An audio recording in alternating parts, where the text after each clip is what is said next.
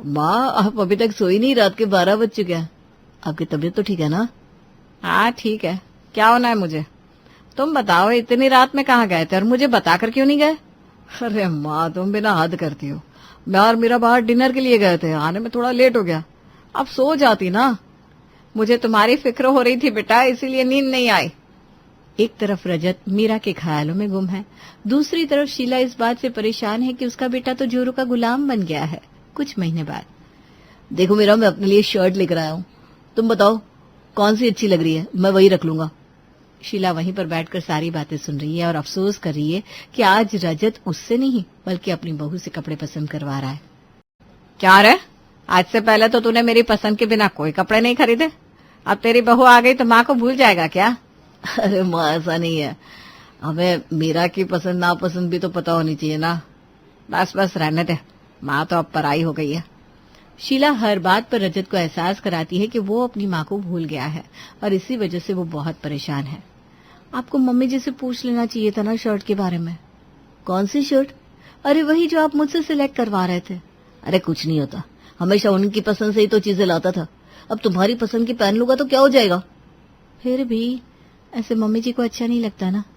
अरे तुम फालतू में सोच रही हो, ऐसा कुछ नहीं है। मीरा रजत को समझाने की कोशिश करती है मगर वो एक नहीं सुनता।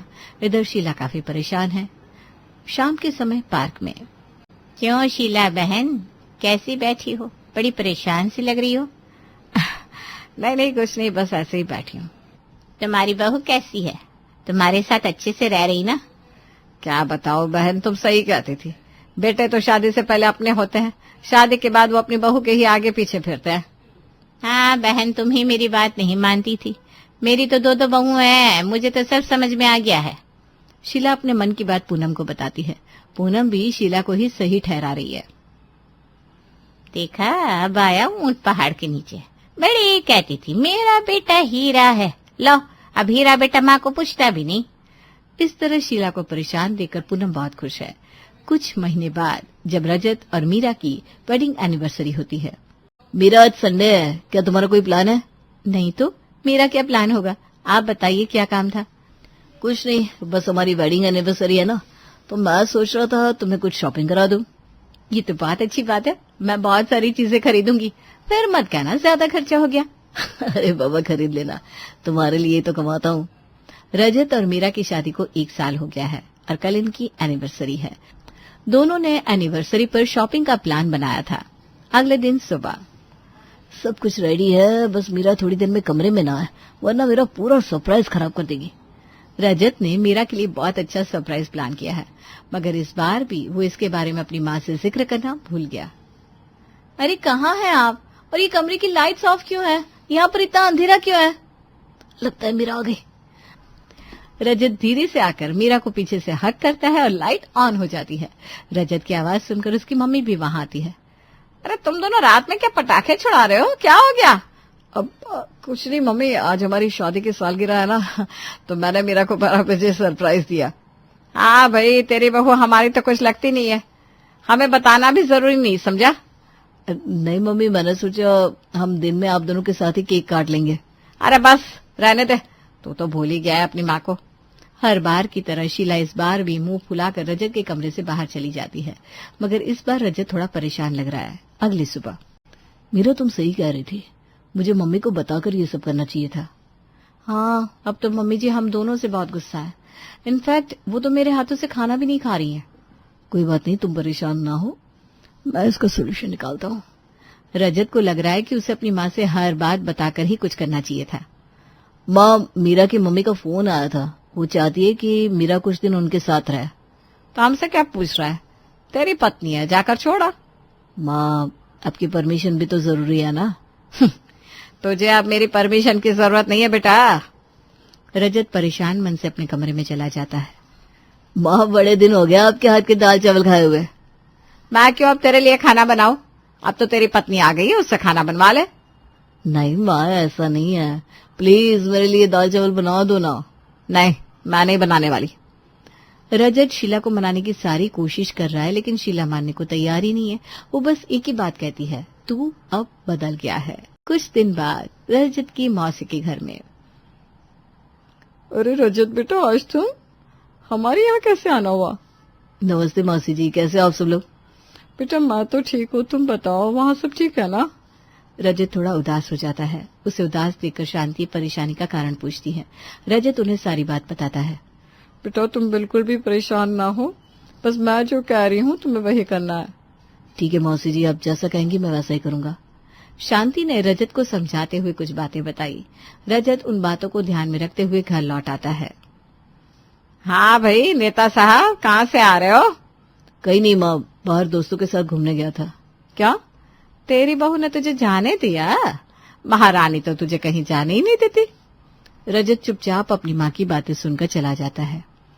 क्या हुआ जी, क्या कहा मौसी ने? मौसी ने बहुत अच्छी बात बताई है, बस हम दोनों को एक्टिंग करनी है जैसे हमारे बीच झगड़ा हो गया हो। ठीक है, मैं वैसे ही करूंगी। मीरा और रजत में बातचीत होती है। अगली सुबह से वे अपने प्लान को एग्जीक्यूट करने वाले हैं। माँ खाना लगा दो। क्या आज तेरी बहू कहाँ गई? वो खाना नहीं बनाएगी क्या? नहीं, मुझे उसके हाथ का खाना नहीं खाना। आज से आप मेरे लिए खाना बनाएंगी। शीला अंदर से तो खुश हो जाती है, लेकिन उसे अभी तक ये नहीं पता था कि रजत क्या प्लान कर रहा है। क्या भाई, ऐसा क्या हो गया कि तुझे उसके हाथ का खाना नहीं खाना? मैंने कह दिया ना, मैं नहीं खाऊंगा। अब प्लीज मेरे लिए जल्दी से कुछ बना दो ना। शीला किचन में जाकर ब्रेकफास्ट बनाती है। जब से मीरा आई है, शीला ने घर का काम ही नहीं किया था, मगर आज उसे फिर से खाना बनाना पड़ा। माँ, मैं आज आपके पास ही सोऊंगा। ठीक है, सो जाना। पूरी रात रजत लैपटॉप पर काम करता रहा, जिसकी वजह से कमरे की लाइट ऑन थी और शीला ठीक से सो भी नहीं पाई। अगली सुबह, गुड मॉर्निंग माँ, आज ब्रेकफास्ट में क्या बनाया है? आज फिर खाना मुझे ही बनाना पड़ेगा। तेरी फेवरेट सैंडविच बनाई है बेटा। जल्दी से लाओ माँ, मुझे ऑफिस के लिए लेट हो रहा है।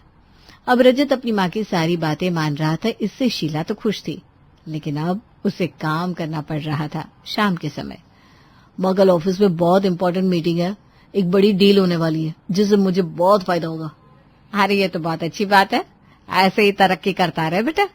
हाँ, आप ना मेरी नई वाली ड्रेस को धोकर प्रेस कर देना, मैं वही पहन कर जाऊंगा। और देख लेना मेरे जूते धुले हुए कि नहीं। अब क्या मुझे इसके जूते और कपड़े भी धोने पड़ेंगे? उसकी शादी कराने का फायदा क्या हुआ? अब ठीक है, धो दूंगी। ओके माँ, मैं दोस्तों के साथ बाहर जा रहा हूँ। शीला गुस्से में रजत के कपड़े उठाती है, उन्हें धोती है और प्रेस करके रख देती है। उसके बाद जूते भी साफ करती है। अरे बहू कहाँ गई? एक कप चाय तो बना ला। तभी रजत वापस आता है।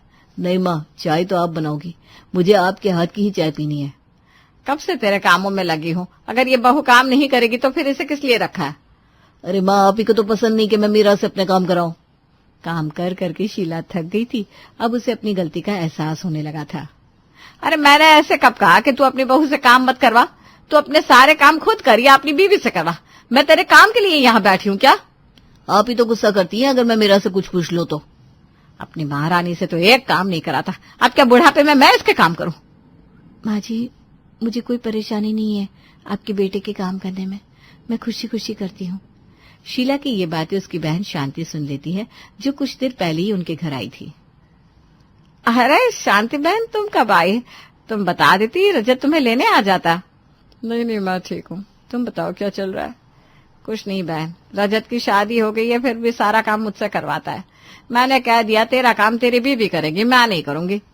शीला आधी अधूरी बातें शांति को बताती है, मगर शांति को तो पहले से ही सच्चाई पता थी। वो मन ही मन मुस्कुराने लगती है। तुमने सही किया बहन, बच्चों की शादी इसीलिए तो करते हैं ताकि वो अपनी जिम्मेदारी उठाए। अब उनकी जिम्मेदारी उसकी पत्नी संभाले। हाँ बहन, सही कह रही हो, मगर तुम तो रजत को डांटती रहती थी कि वो तुम्हें भूल गया है, बस अपनी बहू के आगे पीछे घूमता रहता है। अरे बहन, गलती हो गई थी मुझसे, लेकिन अब मुझे समझ में आ गया है। शीला को अपनी गलती का एहसास हो गया है। मौसी, थैंक यू, आपने सही समय पर मुझे सही सलाह दी। तो ये सब तुम दोनों मौसी भांजे का किया कराया है? जी मम्मी। बहू तुम भी इन दोनों के साथ मिली हुई थी? जी माँ जी। अब शीला मीरा को प्यार से अपने पास बिठाती है और रजत से भी कहती है, तुम दोनों प्यार से रहो, मैं बस यही चाहती हूँ। सही समय पर रजत ने जो समझदारी दिखाई, उसकी वजह से उनके घर का कलह दूर हो गया।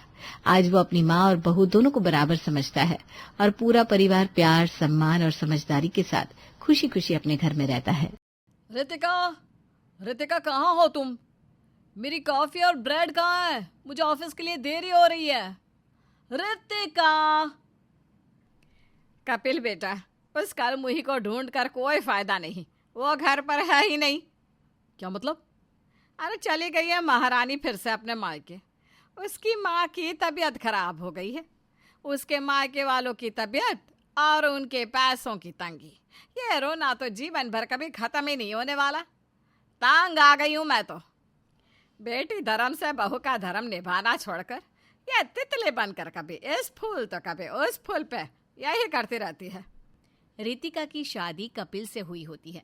ससुराल में सास राजलक्ष्मी, ससुर अनुपम होते हैं। रितिका एक बहू होने के साथ साथ एक बिजनेस वुमेन भी होती है और वो शहर की एक अच्छी कंपनी में काम करती। रितिका के मायके में उसकी माँ गीतांजलि, पापा ब्रिजेश, छोटा भाई अश्विन जो कॉलेज में पढ़ रहा होता है और दादी सुहासिनी होते हैं। रितिका के मायके वाले आर्थिक रूप से तंगी में रहते हैं, इसलिए जब भी जरूरत हो तो वो वहां जाकर कुछ दिन रह लेती या उन्हें पैसे दे देती। रितिका बिटिया, मैं अभी ठीक हूँ, तू जा। राजलक्ष्मी जी वहाँ अकेली होंगी, अनुपम जी और दामाद जी भी अकेले होंगे। तेरे ससुराल में तेरा होना बहुत ज़रूरी है, जा तू। ओके माँ, डॉक्टर ने कहा है कि आपकी तबीयत अभी एकदम ऑल राइट है, इसलिए मैं उनकी बात मानकर जा रही हूँ, वरना मैं यहीं रुक जाती कुछ और दिन।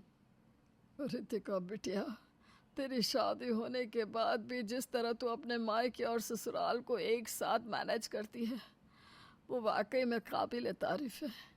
एक लड़की होकर भी घर गृहस्थी, कामकाज, मायका, ससुराल, इतनी सारी जिम्मेदारियों की गठरी अपने कंधों पर लेकर चलना बहुत मुश्किल है बेटा। अब आखिर पोती किसकी है? सुहासिनी चौबे की है। हाँ। रितिका अपने मायके से ससुराल चली जाती है। तभी गुस्से में तपती हुई राजलक्ष्मी रितिका पर चिल्ला पड़ती है। ओ महारानी, ये कोई होटल, गार्डन या मेला नहीं है जब चाहे मुंह उठा के निकल लिए और जब चाहे मुंह उठा के लौट आए। अपना मायके जाना और मायके वालों से चुंबक की तरह चिपके रहना काम कर। अब तो तुझे किसी एक को ही चुनना होगा, मायका या ससुराल, वरना तुझे हमेशा हमेशा के लिए ही मायके पार्सल कर दूंगी। रितिका राजलक्ष्मी की बातों को नजरअंदाज कर देती है। कपिल उसे कुछ नहीं कहता और वो उस पर हमेशा भरोसा करता। एक रोज रितिका का छोटा भाई अश्विन उसके ससुराल में आता है और रितिका उसे कुछ पैसे देती है। ये ले अश्विन, जा अब जल्दी से अपने कॉलेज की फीस भर दे और खूब मन लगाकर पढ़ना और अच्छे नंबर से पास होना। रितिका दीदी, सच में भगवान आप जैसी बहन सबको दे। बस अपना आशीर्वाद मुझ पर यूं ही बनाए रखिए और दुआ कीजिए कि मैं भी आपकी तरह सक्सेसफुल, टैलेंटेड और मल्टीटास्किंग बनूं। राजलक्ष्मी रितिका और अश्विन की बातें सुन लेती है और रितिका को अश्विन को पैसे हुए भी देख लेती है। वो गुस्से से तिल मिला जाती है। अश्विन के जाने के बाद वो रितिका को खूब सुनाती है। क्यों रे नास पीटी, बड़ा पैसों का पेड़ उगा है क्या तेरे आंगन में, है? जो इतने पैसे उड़ाती रहती है अपने मायके वालों पर। माना कि तू एक आत्मनिर्भर नारी है, लेकिन इसका मतलब ये तो नहीं ना कि तू अपनी जिम्मेदारियों को भूल जाए। तू इस घर की बहू है और मेरे बेटे की बीवी। अब तू अपने मायके से पराई हो चुकी है, वहां पैसे देना बंद कर दे और जरा अपने और कपिल के भविष्य की तरफ ध्यान दे। आने वाले कल में तुम दोनों का बच्चा होगा, उसकी परवरिश, उसका खर्चा, उसका भविष्य, वो सब भी तो देखना है ना। ये नोट पे नोट खर्च करती रही अपने मायके वालों पर तो खुद ही अपनी गृहस्थी को आग लगा देगी, समझी। बिना कुछ कहे रितिका चुपचाप सब कुछ सुन लेती है और राजलक्ष्मी कपिल को भी भड़काती है। क्यों? अरे हैरान मत हो बेटा, ये तो तेरी बीवी की बहुत मामूली शिकायत है। ऐसे तो उसने न जाने कितनी बार नोटों की गड्डी भर भर के अपने मायके वालों को बांटी है। अब से तो हमें उसकी कमाई का भी हिसाब रखना होगा। हाँ माँ, अब सही कह रही हो। एक बार दिया, 2 बार दिया, 3 बार दिया, समझ में आता है, लेकिन लगातार अपने घर वालों को पैसे पहुंचाते रहना, ये तो सही नहीं है। और फिर तब से कपिल और राजलक्ष्मी इस बात पर कड़ी नजर रखते हैं कि कहीं रितिका ने अपनी तनख्वाह में से मायके में कोई पैसे तो ट्रांसफर नहीं किए ना। कपिल आए दिन रितिका के बैंक अकाउंट का स्टेटस चेक करता रहता है। ऐसे ही एक दिन फिर से राजलक्ष्मी रितिका को अपनी माँ गीतांजलि को कुछ पैसे और सामान देते हुए बाजार में देख लेती है, और जब रितिका वहां से चली जाती है तब राजलक्ष्मी गीतांजलि के पास जाकर उससे कहती है, गीतांजलि जी, आप बस भी कीजिए। माना कि आपकी बेटी बहुत कमाती है, इतने ऊंचे दर्जे पर काम करती है, पर आप ये बात मत भूलिए कि वो अब हमारी बहू है और वो आपका पराया धन हो गई है। ये यूं बार बार पैसे मांगना और पैसे लेना शोभा नहीं देता आपको। लेकिन वो दरअसल अब झाड़ू की तरह कोई सफाई मत दीजिए। मुझे जो कहना था मैंने कह दिया। मेरी बेटी रीना भी अपने ससुराल में सुखी है, कमाती है, लेकिन मैं तो उससे 1 रुपया तक नहीं मांगती। राजलक्ष्मी गीतांजलि को इतना सुनाती है कि बेचारी गीतांजलि गर्दन झुकाए ही रह जाती। दिन गुजरते जाते हैं और फिर एक दोपहर ये खबर आती है कि रितिका के पापा ब्रिजेश जी की मृत्यु हो गई है किसी बीमारी के कारण। रितिका फौरन अपने मायके भागती है और फिर ब्रिजेश की मौत का बहुत शोक मनाया जाता है। राजलक्ष्मी, कपिल और कपिल के पापा अनुपम भी रितिका के मायके पहुंचते हैं। फिर अंतिम संस्कार की सारी रस्मों के बाद जब रात में रितिका गीतांजलि से ब्रिजेश के आखिरी दिनों का हाल पूछती है तब, माँ, ऐसा क्या हुआ था जो पापा को डॉक्टर्स बचा ही नहीं पाए? रितिका बिटिया, वो पैसों की समस्या खड़ी हो गई थी। ब्रिजेश जी के ट्रीटमेंट के लिए और भी पैसों की ज़रूरत थी, और मैं तुझसे मांग भी नहीं पाई क्योंकि कुछ दिनों पहले ही समधन जी ने मुझे बहुत सुनाया था। हमें तेरा बसा बसाया घर नहीं तोड़ना था रितिका बिटिया। आप सबका दिमाग कहाँ था? अरे ऐसे हालातों में तो दुश्मन भी इंसानियत का हाथ बढ़ाकर मदद करते हैं। तो मैं अपने पापा के लिए अपने ससुराल वालों की 4 बातें नहीं सुन पाती क्या? ये आप लोगों ने बिल्कुल अच्छा नहीं किया, बहुत गलत किया। माँ, दादी, अश्विन और उससे भी ज्यादा बुरा माँ जी और कपिल ने किया है। रितिका अपने ससुराल जाकर अपना सूटकेस बैग पैक करती है और ससुराल को छोड़कर जाने का फैसला लेती है। जाते जाते राजलक्ष्मी और कपिल को गुस्से से कहती है, माँ जी, कपिल, ये जो कुछ भी आप दोनों ने किया है ना मेरे साथ और मेरे मायके वालों को जो सुनाया है ना, वो बहुत बहुत गलत किया है। माँ जी, आपकी इन सभी हरकतों के कारण आज मेरे पापा हम सबके बीच नहीं रहे। मैं उनके इलाज के पैसे दे नहीं पाई और माँ आपके खौफ से मुझसे पैसे मांग नहीं पाई, बस इसलिए कि मेरी गृहस्थी बर्बाद ना हो और आप लोग मुझे डांटे ना। इतना सब कहकर रितिका वहां से चली जाती है। माँ, ये सब क्या हो गया? ये सब मुझे सही नहीं लग रहा। तुमने... अरे मेरे नादान परिंदे, इतने दिमाग के घोड़े मत दौड़ा, वो अपने आप वापस चली आएगी, देखना तू। रितिका अपने मायके रहने लगती है और फिर कुछ दिनों बाद अचानक से कपिल की तबीयत बहुत बिगड़ जाती है और तब राजलक्ष्मी और अनुपम बहुत घबरा जाते हैं। डॉक्टर आते हैं और चेकअप करके कहते हैं कि कपिल को टाइफाइड हो गया है, लेकिन तभी उसे हॉस्पिटल ले जाने के लिए अनुपम और राजलक्ष्मी के पास पैसे कम पड़ जाते हैं। कपिल की सैलरी भी नहीं आई अब तक, मेरे पास भी ज़्यादा पैसे नहीं बचे। अब हम क्या करेंगे राजलक्ष्मी?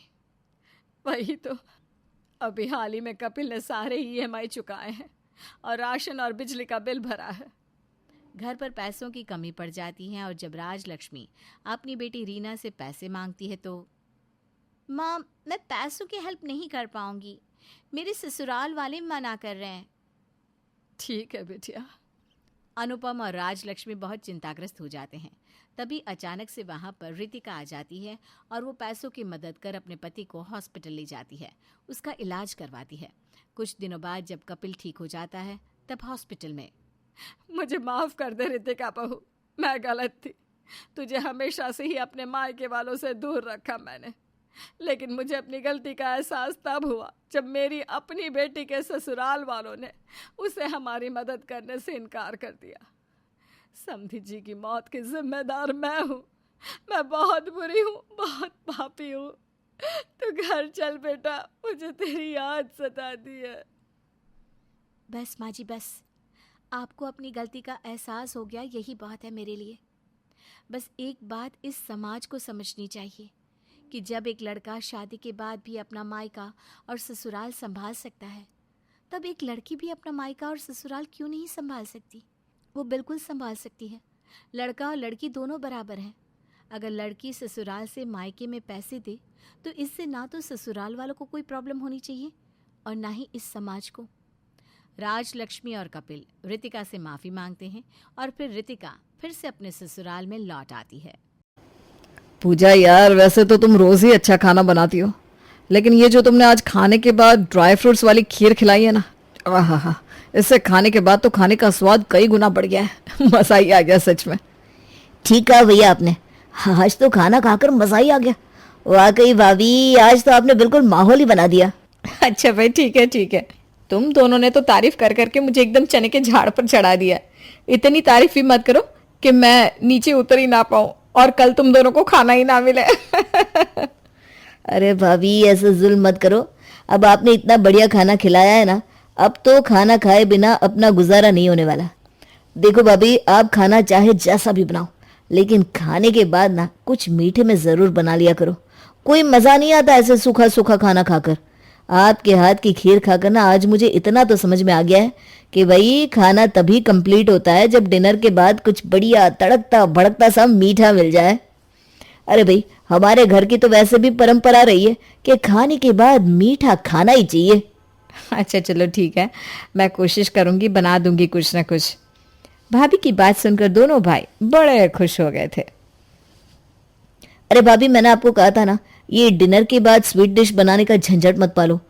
आपने भी लाड लाड में बना दी खीर, अब ऐसी मुंह लग गई दोनों भाइयों के खाने से पहले ही मीठा मीठा चिल्ला रहे हैं। अरे हाँ तो ठीक है ना, बना ले कुछ हल्का फुल्का। कौन सा कोई तुझे यहाँ पर रसगुल्ला और गुलाब जामुन बनाने के लिए कह रहा है?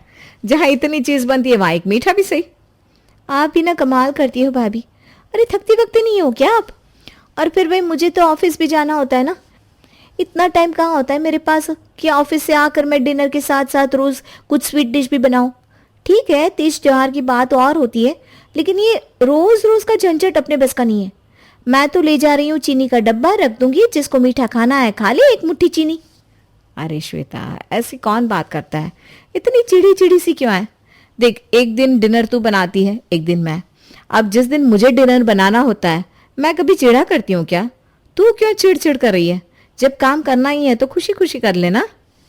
देखो भाभी, बात चिड़चिड़ करने की नहीं है, बात है समय की, और समय मेरे पास बहुत लिमिटेड होता है। वैसे ही घर में सब एक नंबर के चटोरे हैं, रोज नई नई फरमाइश कर देते हैं खाने के नाम पर। अब ऑफिस से आने के बाद सिर्फ खाना ही नहीं बनाना होता है ना, और भी तो कितने काम पेंडिंग रहते हैं। आप तो दिन में घर में रहती हो, निपटा लेती हो, लेकिन मेरे तो सारे काम पेंडिंग रह जाते हैं। मेरी मजबूरी समझा करो ना। इस घर में हर कोई मुझे सिर्फ आपसे कंपेयर करता रहता है, कोई मजबूरी समझने की कोशिश नहीं करता। अरे ऐसा नहीं है कि मैं घर के काम नहीं करना चाहती हूँ या सबको खाना बनाकर खिलाने में मुझे कोई प्रॉब्लम है, लेकिन ये रोज रोज के पकवान बनाना और स्पेशल डिशेस ट्राई करना मुझे पसंद नहीं है। अगर तुझे पसंद नहीं है तो ये बात तू अपने पति को समझा। सबसे ज्यादा वही शोर मचाता है। कभी कहेगा शाही पनीर बना लो, कभी बिरयानी, कभी गुलाब जामुन। अरे इस घर में मेरी सुनता कौन है? और वैसे भी भाभी, एक बात बताओ, ये रोज रोज मिठाई खाना ना कोई अच्छी आदत नहीं है। आपने देखा है आजकल डॉक्टर क्या सलाह दे रहे हैं? डॉक्टर की मानो तो चीनी जहर के बराबर है। जितना कम से कम आदमी कंज्यूम करे उतना ही अच्छा होता है। और हमारे घर में सबको रोज खीर और पुडिंग चाहिए होता है। ठीक है भाई, जब तक मुझसे हो रहा है मैं भी कर रही हूँ, लेकिन जब सबकी सेहत खराब होगी ना तब समझ में आएगा। वो कहते हैं ना, अच्छाई के लिए किसी से कुछ भी कहो तो आजकल लोगों को समझ में नहीं आती बात। अरे तू क्यों अपना खून जला रही है? तुझे पता है तेरी बातों का घर में किसी पर कोई असर नहीं होने। शुरू शुरू में तो जिठानी पूजा को अपनी तारीफ बड़ी अच्छी लग रही थी, इसलिए तारीफ पाने के चक्कर में वो खुशी खुशी कभी खीर तो कभी हलवा बनाकर रख देती थी। लेकिन अब रोज रोज मिठाई बनाने का झंझट तो किसी भी औरत के लिए गले में फांस अटकने वाली बात हो जाती है। कुछ ही दिन बीते थे, अब देवरानी सोमा की तरह जिठानी पूजा भी दोनों भाइयों की रोज रोज मीठे में क्या है पूछने वाली आदत से परेशान होने लगी थी। अरे छोटी, ठीक ही कहती थी तू। मैंने बिना बात की मुसीबत पाल ली इन दोनों भाइयों को मीठा खिलाकर। जब देखो तब मीठे में क्या है, मीठे में क्या है।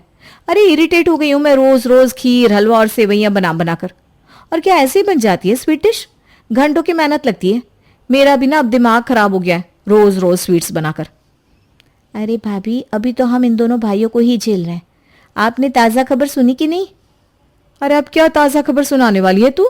मुझे नहीं पता। आज ही सुधीर बता रहे थे कि मम्मी जी पापा जी गांव से हम लोगों के पास रहने के लिए आ रहे हैं। और ऐसा कुछ भी नहीं है वो हर बार की तरह बस 2-4 दिन रुकेंगे। अरे वो तो लंबा प्रोग्राम बनाकर आ रहे हैं। कुछ पता नहीं कितने दिन वो लोग यहाँ ठहरेंगे। तो अब आप स्पेशल इंतजाम कर ही लीजिए। लो, पतिदेव की फरमाइश पूरी कर करके हमारा दिमाग खराब हो गया है। अब सासू माँ की कमी थी बस। जो थोड़ी बहुत कसर बाकी है ना, उसमें भी छोंक इनकी माताश्री आकर लगाएंगी।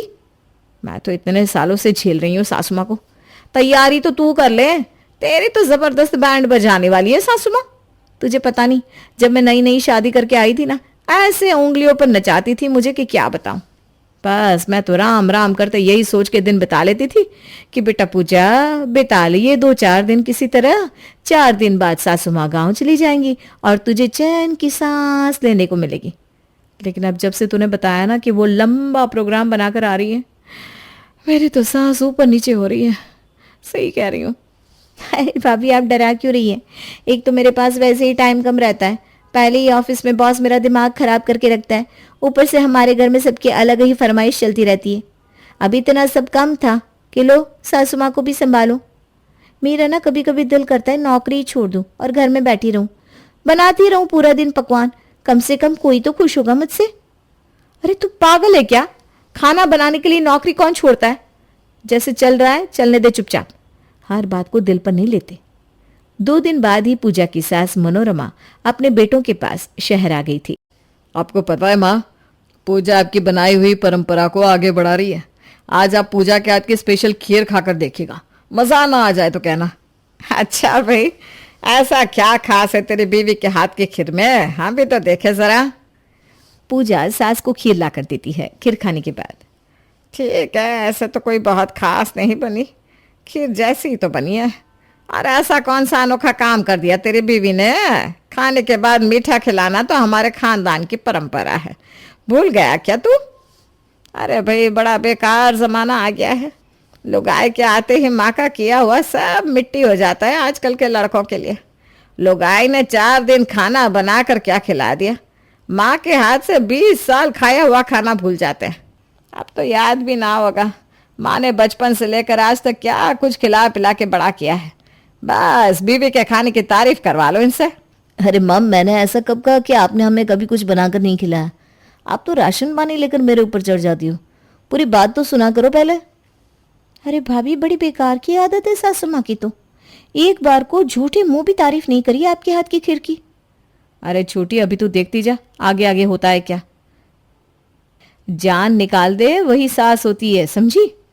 कुछ दिन बाद, अरे छोटी बहू, भाई क्या तुम लोग ये रोज रोज कभी आटे का हलवा कभी सूजी का हलवा बनाकर रख देती हो?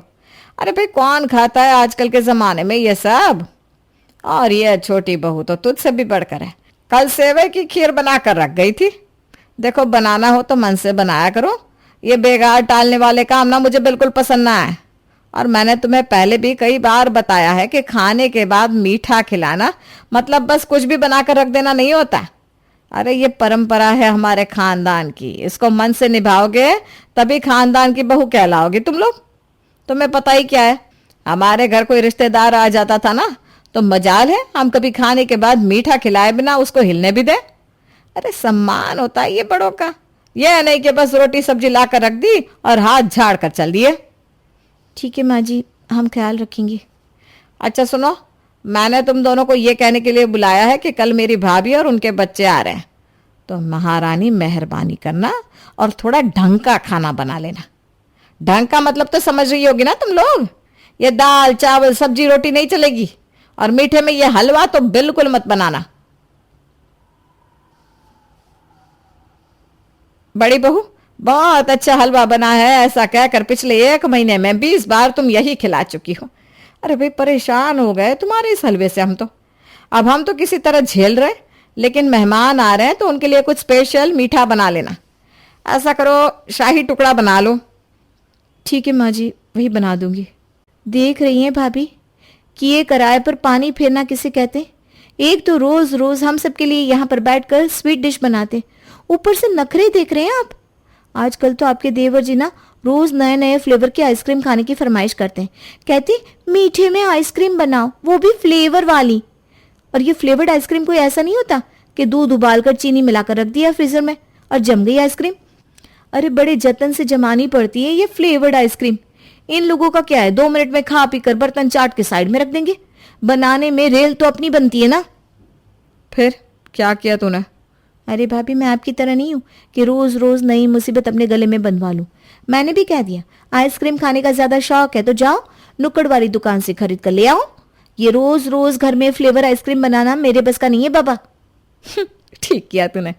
एक बार फ्लेवर्ड आइसक्रीम बना देगी ना, फिर उसके बाद ये दोनों भाई बहुत अच्छी बनी है, अब से रोज बनाना कहकर रोज बनवाएंगे हमसे।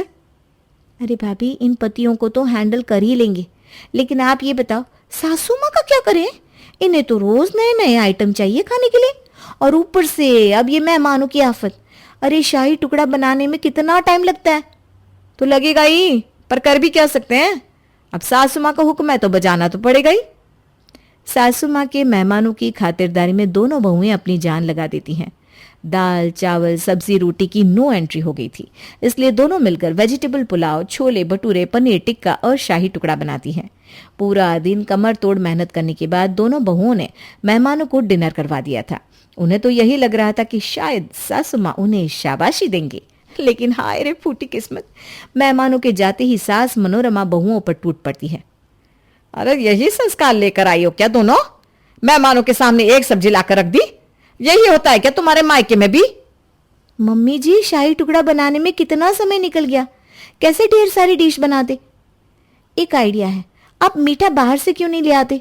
ये रोज रोज मीठा बनाने के झंझट से भी हमें छुटकारा मिल जाएगा और फिर हम लोग आराम से खाना बनाने पर फोकस कर पाएंगे। ये देखो बोली कूद के छुटंकी। अरे 4 दिन हुए नहीं तुझे इस घर में आए, मेरे मायके के लोग खटकने लगे तेरी आंख में। क्यों भाई, क्यों लाए बाजार से हम मीठा? कान खोल कर सुन ले, सब कुछ घर में ही बनेगा।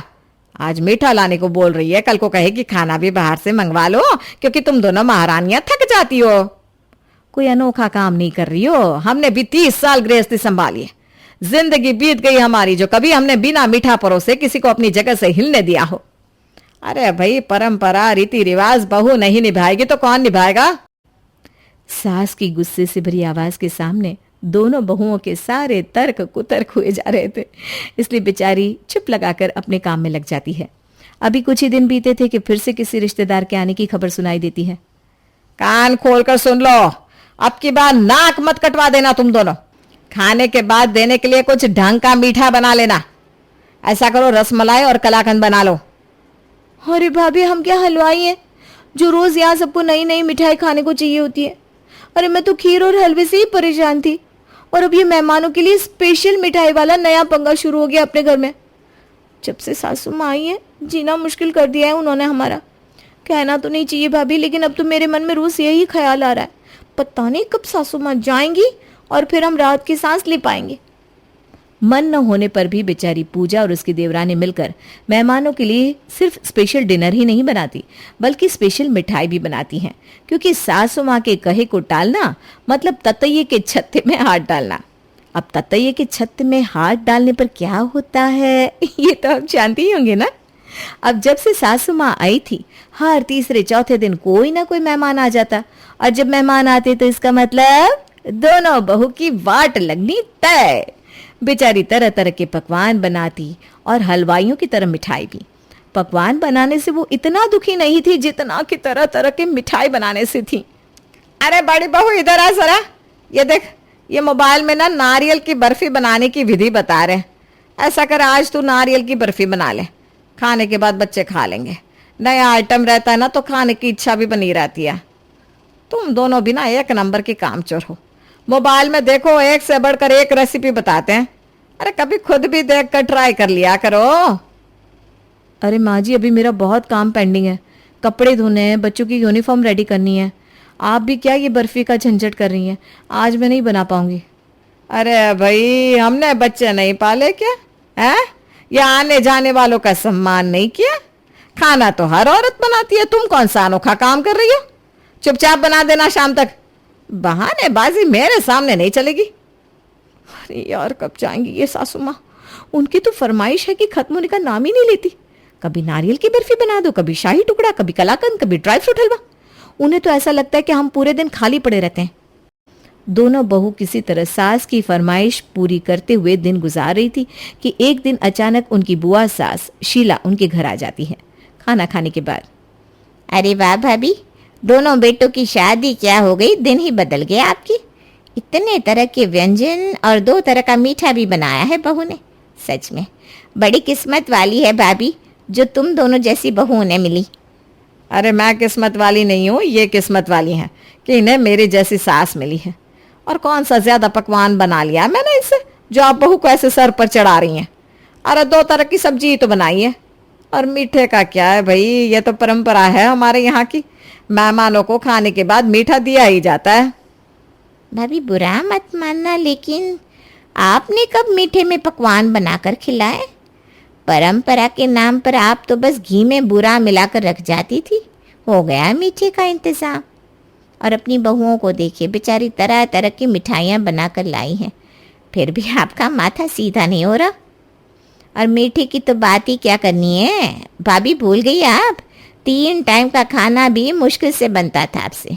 1 टाइम बनाकर 2 टाइम खिलाती थी आप। क्या माँ जी, आप तो हमेशा परंपरा परंपरा करके हमारा शोषण करती रहती हैं और खुद घी बुरा खिलाकर काम चलाती थी। और तो और खीर हलवा तो माँ जी को खाना ही नहीं होता। कहती हैं आलसू हैं हम, हलवे से काम चला लेती हैं। नहीं चलेगा, नई नई डिशेस बनाओ। बुआ क्या आई, दोनों बहुओं की तो जान में जान ही आ गई। बुआ जी के जाने के बाद दोनों बहू सासू को आड़े हाथ लेती हैं। अब बेचारी सासू माँ के पास कोई जवाब हो तब वो जवाब दे भी। इसलिए अगले ही दिन वो अपना सामान बांध कर सीधा गांव के लिए निकल लेती हैं।